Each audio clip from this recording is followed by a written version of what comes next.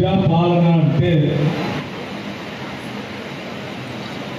ప్రజల చేత ప్రజల ప్రభుత్వం.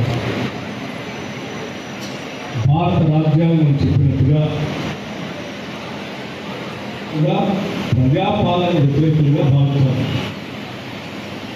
అలా భావించవద్దని ఈ రాష్ట్రంలో ఉన్నటువంటి అందరూ కూడా ప్రజాస్వామ్యాన్ని, ప్రజాపాలనని, ప్రజాప్రభుత్వాన్ని కోరుకుంటున్నారని మేమంతా భావిస్తూ ఈ ప్రభుత్వం ఈరోజుని ప్రజాపాలన దినోత్సవంగా సెప్టెంబర్ 18 ప్రకటించి ముందుకు పోతా ఉన్నాం. ఆయా జిల్లాలకు సంబంధించినటువంటి మంత్రులు,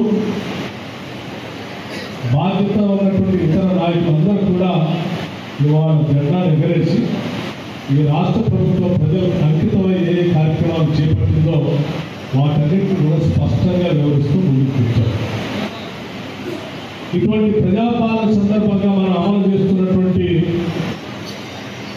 ఉచిత బస్సు రవాణా సౌకర్యాన్ని కానీ, 10 లక్షల వరకు ఉచిత వైద్యం చేయించుకునేటువంటి పేదలకు సంబంధించిన రాజీవ్ ఆరోగ్యశ్రీకి సంబంధించి కానీ, 200 లోపులో యూనిట్ ఖర్చు అవుతున్నటువంటి కరెంటు ఖాతాదారులందరికీ ఉచితంగా కరెంటు ఇచ్చే విధానం కానీ, ఇల్లు లేనటువంటి దశాబ్ద కాలం బాధపడుతున్నటువంటి ప్రజలందరికీ ఇందిరమ్మ ఇల్లు ఒక్కొక్క ఇంటికి 5 లక్షల రూపాయల లెక్క శాంక్షన్ చేసి, ఎస్సీ ఎస్టీలు ఉంటే ఇంకొక ₹1,00,000 యాడ్ చేసి 6 లక్షల రూపాయలు ఇచ్చేటువంటి కార్యక్రమాన్ని ప్రారంభం చేస్తున్నటువంటి ప్రభుత్వం చేసే ఆలోచన కానీ, లేకపోతే సిలిండర్ దాదాపు 1200 దాకా ఉంటే ఆ భారాన్ని తగ్గించి రాష్ట్ర ప్రభుత్వం మిగతా డబ్బులు కడుతూ 500కే మహిళలకి అర్హత కలిగిన కుటుంబాలకు ఉచితం 500కే